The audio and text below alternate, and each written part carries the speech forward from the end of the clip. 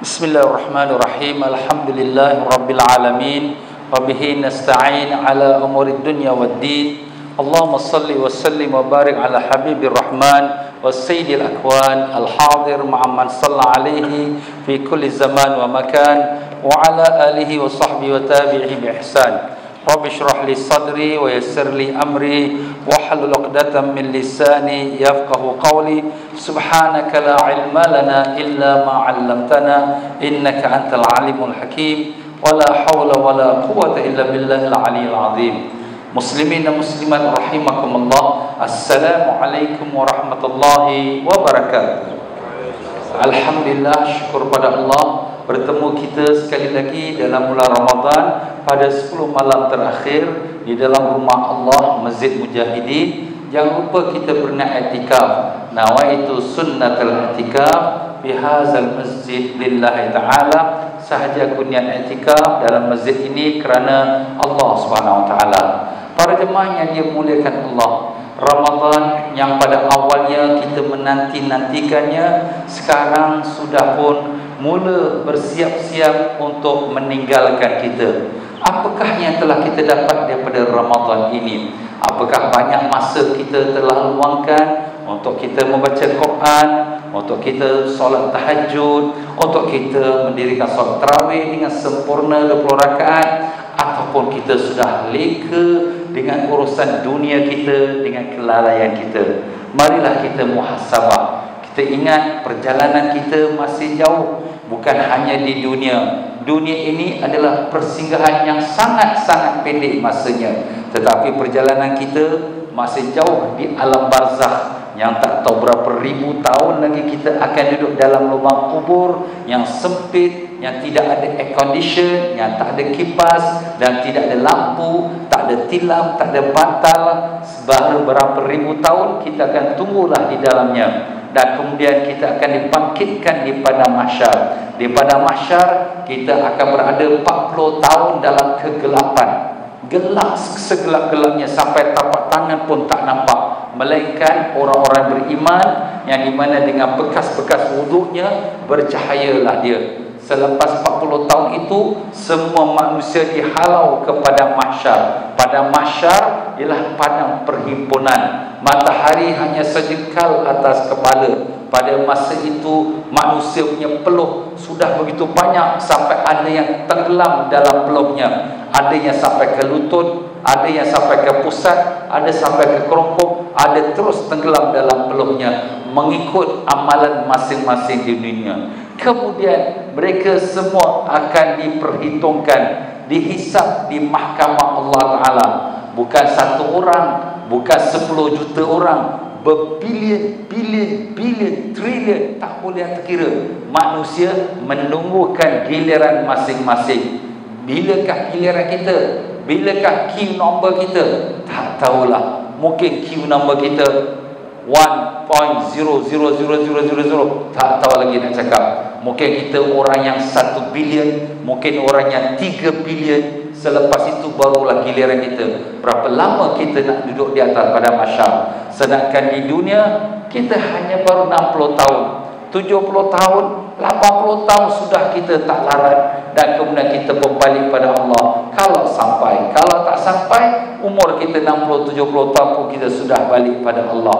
Gambarkan tuan-tuan, perjalanan masih jauh lagi, dan semua perjalanan itu ditentukan oleh apa yang kita lakukan dalam hidup ini. Ad-dunya mazra'atul akhirah. Sabda Nabi sallallahu alaihi wasallam, dunia ini tempat cocok tanam untuk kita dapatkan di hari akhirat. Kalau kita tanam benih apple, kita akan dapat buah apple. Kalau kita tanam benih lalang, kita akan dapat lalang yang tak ada faedah. Kalau kita tanam amal-amal yang soleh saat ini, kita akan dapatlah amalan soleh kita di akhirat. Kalau kita tanam dengan banyak tidur, dengan malas ibadat, ibadat pencopang-caping, itulah nanti kita akan dapat balasannya di hari akhirat kelak.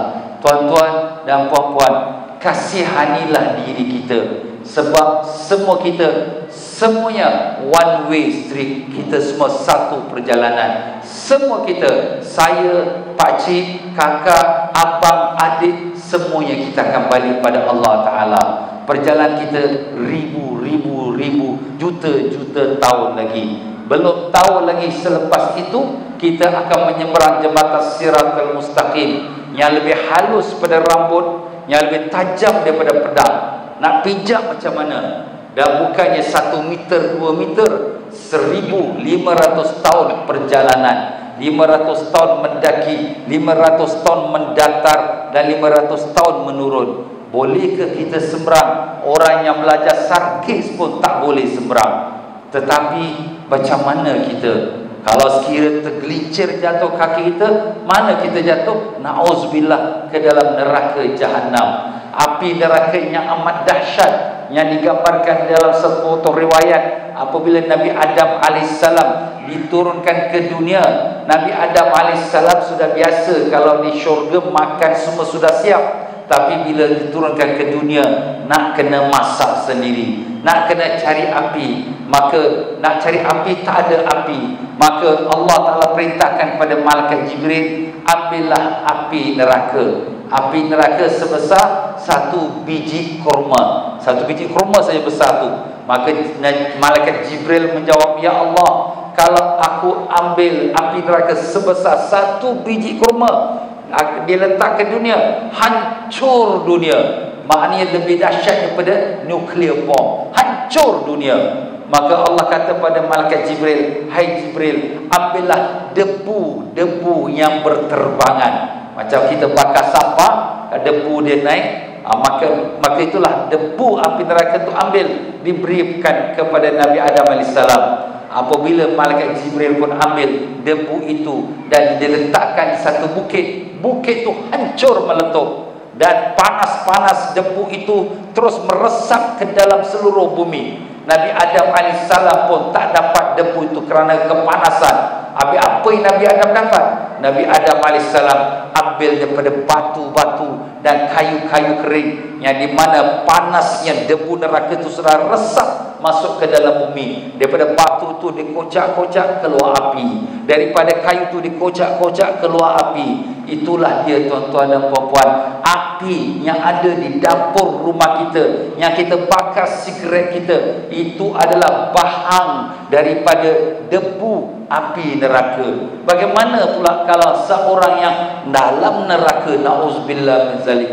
Muslimin, muslimat rahimakumullah, kasihanilah diri kita. Kesemua kita tak tahu apakah kita ke syurga ataukah kita ke neraka. Kita lihat Nabi Adam AS yang asalnya duduk dalam syurga, tetapi kerana melanggar satu saja larangan Allah, jangan makan buah khuldi ini, tapi Nabi Adam ditipu dayakan oleh iblis. Nabi Adam AS dengan Siti Hawa pun makan. Akhirnya mereka dibuang daripada syurga dan dijatuhkan ke dunia.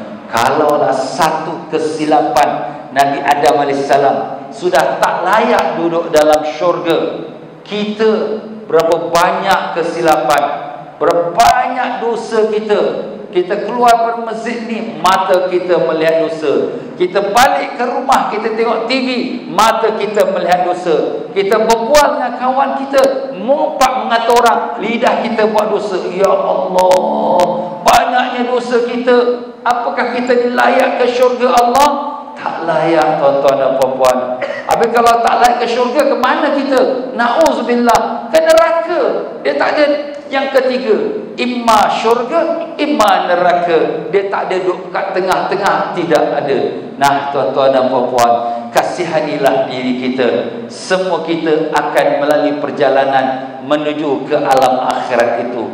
Apakah persediaan kita? Rasulullah sallallahu alaihi wasallam duduk termenung, fikirkan umatnya. Ya Allah, umat dahulu mereka hidup ratusan tahun, ribuan tahun. Mereka akan datang dengan amalan yang banyak, ratusan tahun punya ibadat, ribuan tahun punya ibadat. Umat aku hanya 60 tahun, 63 tahun sahaja. Maka Allah Ta'ala turunkan kepada Nabi kita sallallahu alaihi wasallam, yaitu surah Lailatul Qadar. Apa dia surah itu? A'udzubillahi minasyaitonir rajim. Inna anzalnahu fi lailatul qadr Wa ma adraka ma Lailatul Qadr. Lailatul Qadri khairum min alfi syahr. Sesungguhnya kami turunkan Al-Quran pada malam Lailatul Qadar. Apakah kamu tahu apa itu Lailatul Qadar? Lailatul Qadar ibadat di dalamnya lebih baik pada 1000 bulan. 1000 bulan sama seperti 83 tahun 4 bulan. Tuan-tuan dan puan-puan, walaupun kita umur 60 tahun, 70 tahun, andai kata kita kalau dapat 10 tahun dapat Lailatul Qadar, seumpama ibadat 830 tahun punya lama. Allah kurniakan kepada kita kerana kelebihan Lailatul Qadar. Jadi tuan-tuan dan puan-puan rahimakumullah, Allah sayang kita. Allah bukan jadikan kita untuk masuk neraka, tidak. Allah jadikan kita untuk jadikan ahli syurga. Allah Ta'ala telah firman, wasari'u ila maghfiratan min rabbikum wa jannatin arduha as-samai wal ard uiddat lil muttaqin. Artinya, bersegeralah kamu, berkejar-kejaranlah kamu untuk ke syurga Allah, yang mana lebarnya seperti langit dengan bumi, yang disiapkan untuk siapa? Untuk orang yang bertakwa. Marilah tuan-tuan dan puan-puan, ini Ramadan sudah hampir meninggalkan kita. Kita tak tahu apakah kita akan bertemu lagi Ramadan pada tahun hadapan. Mungkin lepas Ramadan ini kita pun kembali kepada Allah. Di saat itu kita akan menyesal, ya Allah, kenapalah aku dalam bulan Ramadan lepas aku tak sembahyang tarawih 20 rakaat? Kenapa aku buat 8 saja? Ya Allah, kenapa aku dalam bulan Ramadan yang lepas aku tak khatamkan Quran? Kalau aku tahu macam ni aku nak khatam 10 kali Quran. Ya Allah, kenapa aku tak datang solat qiyamul lail, solat tahajud? Sekarang aku sudah mati, nak solat tahajud pun tak boleh. Alangkah baiknya kalau pada masa itu aku dapat solat tahajud dan minta ampun dari Allah. Tuan-tuan dan puan-puan, kita belum lagi terlewat. Kita belum lagi sampai umur kita di hujung nyawa kita. Marilah kita rebut malam ini jam 2.45 pagi kita ada solat qiyamul lail, kita ada solat hajat, kita ada solat tasbih, kita munajat, kita berdoa minta ampun dari Allah. Allah janjikan pengampunan pada sepertiga malam terakhir. Allah bertanya, siapa nak minta ampun? Aku nak ampunkan. Siapa nak bertaubat? Aku nak terima taubatnya. Siapa ada hajat? Aku nak terima dan kabulkan hajatnya. Tapi di mana kita, tuan-tuan? Marilah kita korban sikit. Memang penat, memang letih. Setiap kejayaan dia tak datang bergolek. Setiap kejayaan datang dengan penat lelah, dengan susah payah, barulah kita dapat kejayaan yang sebenar-benarnya, iaitu di hari akhirat kelak. Allahumma ya Allah ya Tuhan kami, jadikanlah kami semua daripada golongan yang Kau lepaskan dari neraka-Mu ya Allah. Kurniakanlah kami dapat menambahkan taat kami dan ibadat kami kepada-Mu ya Allah di akhir-akhir Ramadan ini. Jadikanlah kami daripada golongan yang Kau ampunkan dosanya, yang Kau lepaskan dari neraka-Mu ya Allah, yang Kau masukkan kami semua dalam syurga-Mu dengan berkat syafaat Nabi Rasulullah sallallahu alaihi wasallam. Allahumma amin ya rabbal alamin.